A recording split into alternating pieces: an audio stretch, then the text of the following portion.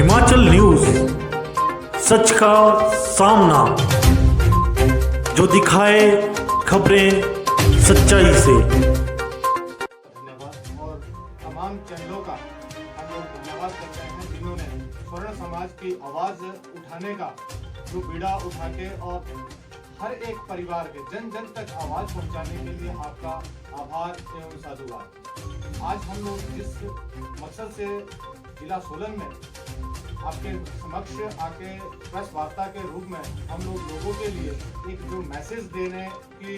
कोशिश कर रहे हैं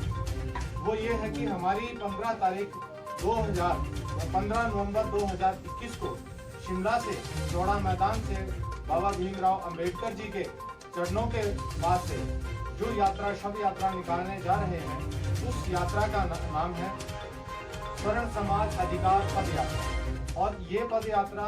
शिमला से चलते हुए सोलन से नाहन पांवटा साहिब होते हुए हरिद्वार में हम लोग उसको अग्नि देके जितनी भी प्रक्रिया एक मृत व्यक्ति के साथ और हरिद्वार में की जाती है वो सारी प्रक्रिया की जाएगी, पिंडदान वगैरह सब कुछ किया जाएगा। उसके बाद वहाँ से आर्थिक आधार का गंगा जल लेके हम लोग वहाँ से हरियाणा होते हुए पंजाब होते हुए हिमाचल में एंटर करते हुए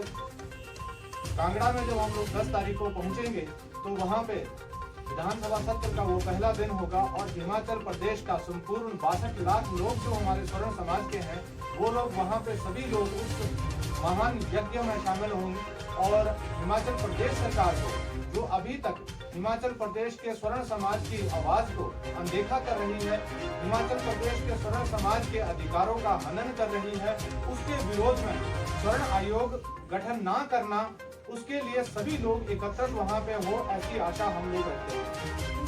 जिस प्रकार से हम लोग इस आंदोलन को निरंतर करते आ रहे हैं, देवभूमि क्षेत्रीय संगठन देवभूमि स्वर्ण मोर्चा, हमारे साथ विश्व ब्राह्मण विश्व परिषद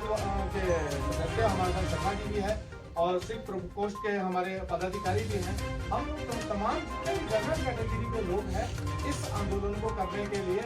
सड़कों पे आ रहे हैं। मैं तमाम अपने स्वर्ण समाज के लोगों से भी निवेदन करूंगा कि वो सभी लोग इस आंदोलन के लिए अपने बच्चों के भविष्य के लिए जरूर इस आंदोलन का हिस्सा बने, क्योंकि जिस प्रकार से यदि हम लोग निरंतर राजनीतिक दलों में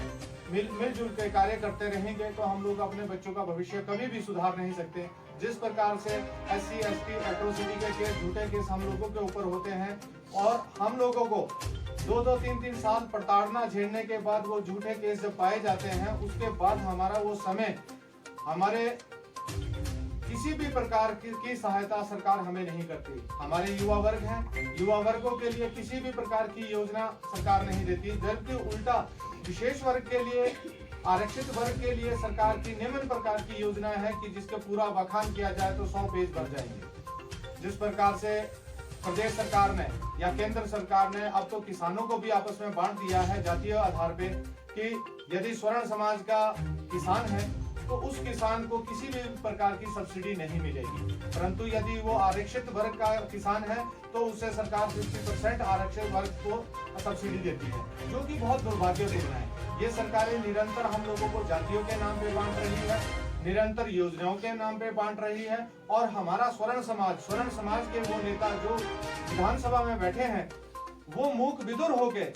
इन योजनाओं के लिए टेबल बजाते हैं और इन योजनाओं के नाम पे लोगों के पास जा जाके विशेष वर्ग के पास आरक्षित वर्ग के पास जा जाके बखान करते हैं, परंतु स्वर्ण समाज की अगर हितों की बात करें, स्वर्ण समाज के मौलिक अधिकारों की बात करें, स्वर्ण समाज के समानता के अधिकारों की बात करें, किसी भी एक कार्य के लिए ये लोग हम स्वर्ण समाज के साथ नहीं देते, जिसके विरोध में हम लोग ये रैली निकाल रहे हैं। रैली में आप सभी लोग आए। जिस प्रकार से अभी देखा गया कि जो स्वर्ण समाज कुछ एक जो लोग एकत्रित हुए और उन्होंने अभी जो उपचुनाव हुए उसमें प्रदेश सरकार को मुंह की खानी पड़ी। कारण यही रहा कि 10 महीनों से हम लोग आग्रह कर रहे थे प्रदेश सरकार से स्वर्ण आयोग गठन के लिए, परंतु उनकी वो अनसुना करना उनके लिए घातक रहा और वो 4 सीटों में जो शून्य परिणाम भारतीय जनता पार्टी का आया वो हमारे लिए स्वर्ण समाज के लिए एक बधाई का पात्र है। परंतु उसके साथ अभी सुनने में 2 दिन पहले एक विषय बहुत जरूरी आपके बीच में मैं रखूंगा कि भारतीय जनता पार्टी के कुछ एक पदाधिकारी मंडी पार्लियामेंट क्षेत्र में सदर मंडी से फोन करके हमारी महिलाएं जो हमारी देवभूमि क्षत्रिय संगठन देवभूमि स्वर्ण मोर्चा के लिए निरंतर कार्य कर रही है और 2 सालों से निरंतर कार्य कर रही है, उन लोगों के साथ वो अभद्र भाषा और उन लोगों को डराने धमकाने का काम कर रही है। मैं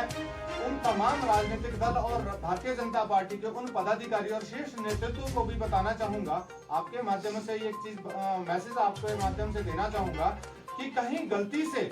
यदि हम लोगों ने धमकाना शुरू कर दिया, वो लोग फोन पे धमकाते हैं, हम लोग घर में जाके धमकाएंगे। हम आपको इतना कहते हैं कि हम लोग किसी को भी नहीं, किसी के साथ अभद्रता हम लोग बर्दाश्त नहीं करेंगे। जिससे भी बात करेंगे हाथ जोड़ के बात करेंगे, परंतु यदि हमारे समाज देवभूमि क्षत्रिय संगठन स्वर्ण मोर्चा के पदाधिकारी या किसी अन्य हमारे साथ जो जितने भी पदाधिकारी जुड़े हैं, यदि किसी भी राजनीतिक दल द्वारा उन्हें डराया धमकाया जाता है, राजनीति के नाम पे उन्हें डराया धमकाया जाता है, पिछले जो इनकी परफॉर्मेंस रही भारतीय जनता पार्टी की वजह से, तो ये लोग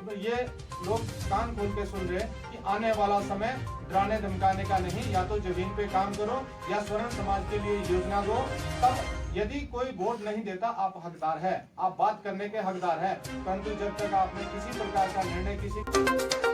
हिमाचल न्यूज, सच का सामना, जो दिखाए खबरें सच्चाई से।